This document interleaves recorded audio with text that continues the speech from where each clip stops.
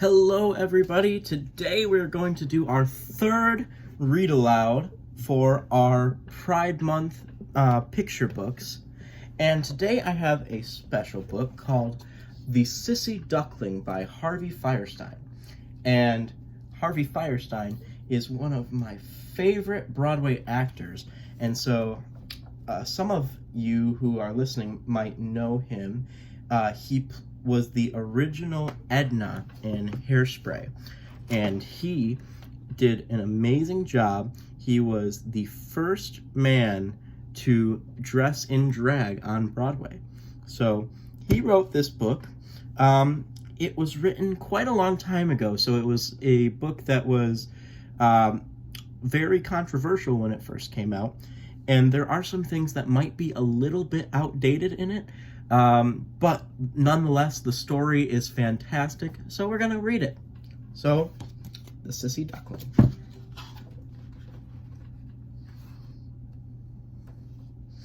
Elmer was the happiest duckling in the whole forest. He loved to build things and paint pictures and play make-believe. He also enjoyed helping around the house and was especially fond of decorating cookies. Yes, Elmer was one happy duckling doing all the things he loved to do.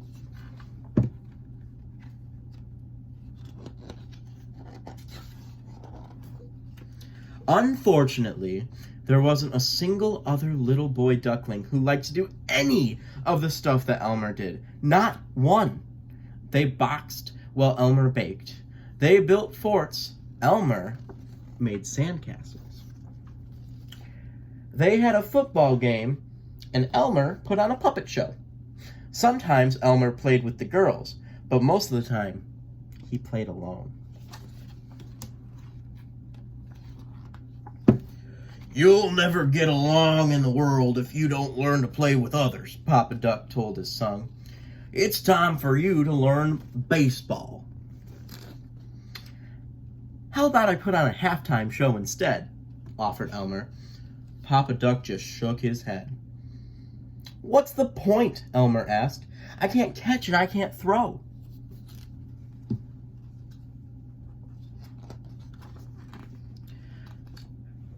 "You don't have to catch or throw.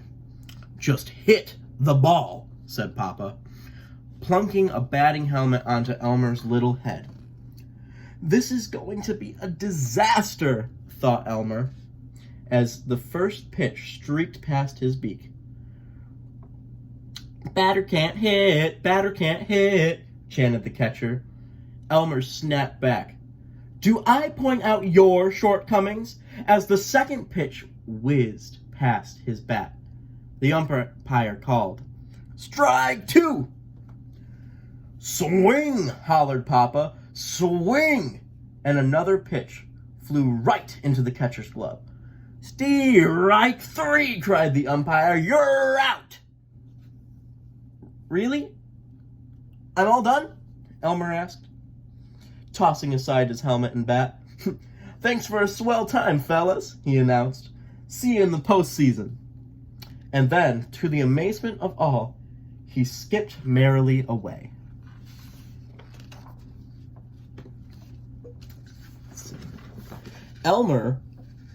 We're going to go this side. Elmer was getting ready for bed when he heard his papa shouting in the living room, "Sissy! They call him Sissy! Now I'm the laughing stock of the whole flock." When Mama came to tuck Elmer into bed, it took all of his courage to ask her, "What's a sissy?" Mama sat down next to him and explained, "Sissy is a cruel way of saying that you don't do things the way that others think you should." "How do they want me to do things?" "Just like they do," Mama said with a smile. "You are special, Elmer, and being special sometimes scares people who are not."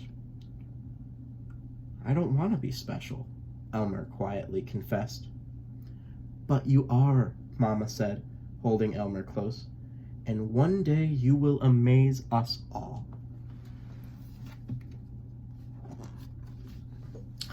Elmer arrived at school the next morning to find big bully Drake Duckling blocking the path. "No sissies allowed in my school," Drake squawked. Elmer faced him down, bill to bill. "You are just angry because I do things differently, but one day I will amaze you all." "Who fed you that line?" Drake chuckled. Elmer bellowed back, "My mama." "What a sissy," Drake howled, and the other ducklings joined in, teasing Elmer until Mrs. Hennypecker appeared at the door. "I heard that," announced their teacher, "and you'll all stay after class until you learn to get along." The ducklings grumbled and mumbled and waddled into the old schoolhouse. Because everyone blamed Elmer for having to stay late, he decided it would be wise to let them leave school first. He took a good look around before stepping out from behind the door. "Alone at last," he said to himself, and started down the path. "See, there's nothing to worry about." "Wanna bet?" came the thundering reply. Drake sprang from his hiding place, his fists raised for a fight. Elmer had no time to think. He made a break toward home, running harder than he'd ever run before, with Drake chasing every step. They jumped over fallen trees, splashed through puddles, crashed through branches, and leaped across a stream. Elmer was so frightened that he couldn't catch his breath, not when he reached his house, not when he got to his room, not even when he locked the door and hid under his bed. Even then, alone in the dark, there was no peace for Elmer.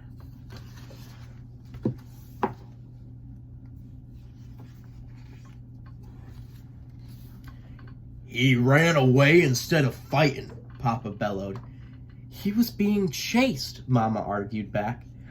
"In a few weeks we will all fly south for the winter. It will be every duck for himself. Only the strong will survive." If you'd stop thinking like a sneaker commercial, you'd see that Elmer is just as strong as any other duckling. "Elmer is a sissy." "Elmer is your son," Mama pleaded.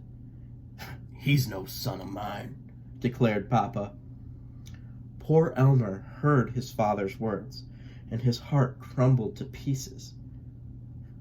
What do you do when your own papa calls you names?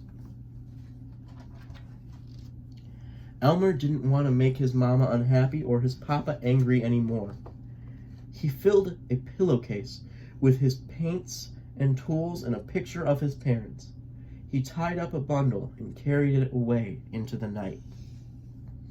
The forest was dark and silent. Elmer was relieved that there was no one around to see his tears when he slipped into the great pond and swam away from home.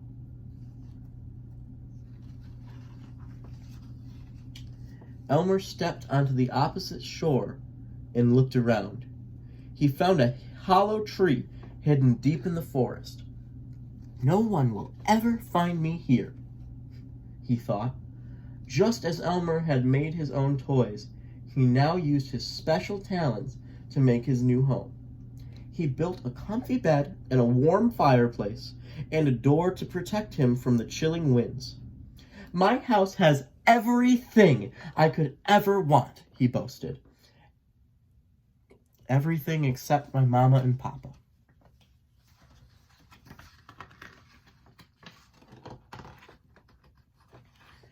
The grass turned white with the first frost of winter.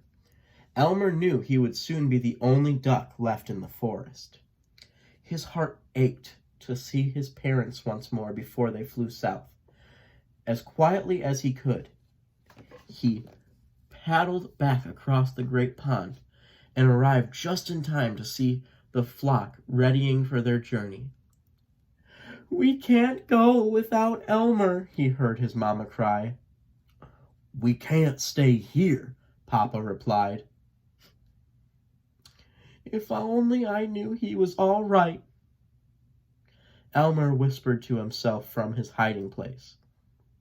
"I'm all right, Mama." The flock took to the sky, and Elmer waved goodbye.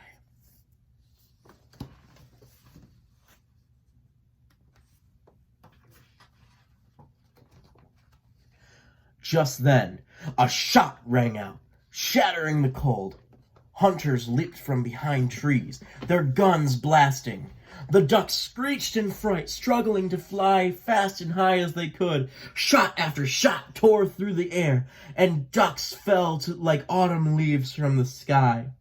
Elmer breathed easier when he saw most of the flock escape into the clouds, but then he realized that the hunters and their dogs would be coming. He was about to hide in the pond when he was stopped by a quiet moan.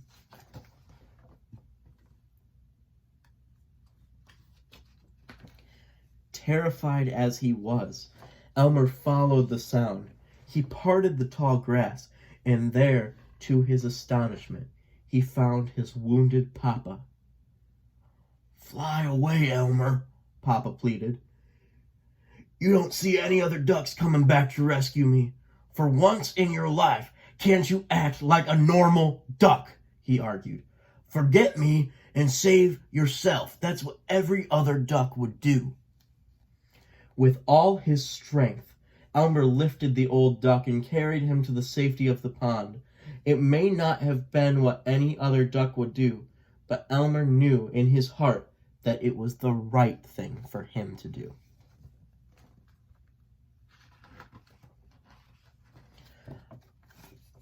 Papa was completely confused when he awoke. "Where am I?" he quacked. "Don't worry, you're with me," Elmer answered, bringing a bowl of hot mushroom soup for his Papa to eat. The old duck looked at the wonderful home. "You did all this by yourself?" But then he remembered what had happened. "You must leave me here and fly south. No duck has ever survived a winter in the forest. Save yourself, son, please." Elmer answered carefully and calmly. "You've been sleeping for a long time, Papa. It's too late to leave." He opened the door so that Papa Duck could see the deep snow that covered the forest.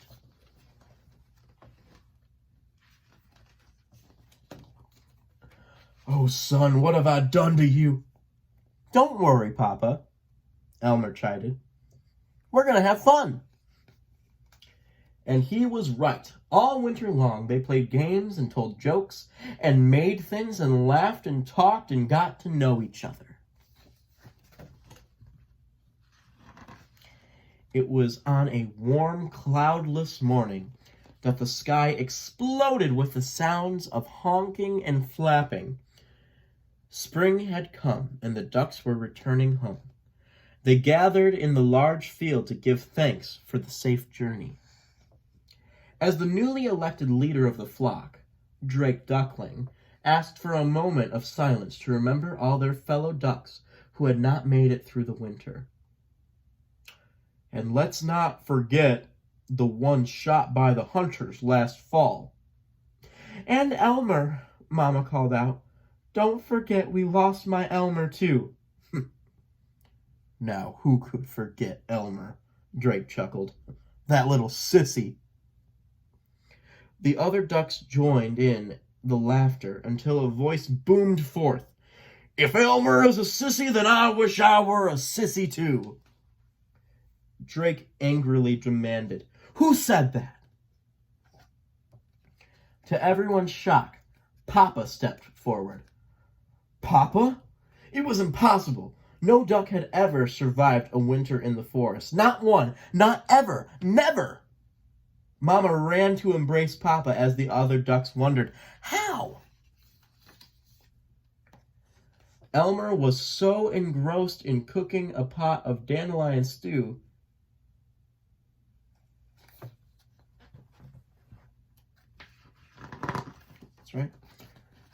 Elmer was so engrossed in cooking a pot of dandelion stew that he never even knew his mama was there until she said, "Are you too grown up to give me a kiss?" Elmer cried with joy and hugged her. "I always knew you were special," she whispered to him. "And now everyone else knows too. I am so proud of you." The entire flock cheered when Elmer stepped from his home. One by one, each duck congratulated him for his bravery and loyalty and ingenuity. Drake Duckling sheepishly kicked the dirt with his webbed feet. He didn't know what to say except, "Way to go, Elmer," as he offered his wing for a high five.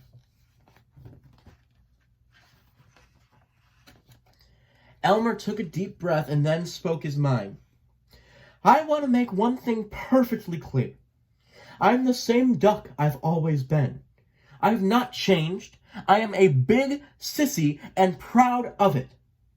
Drake took a step forward. "You haven't changed, but maybe I have."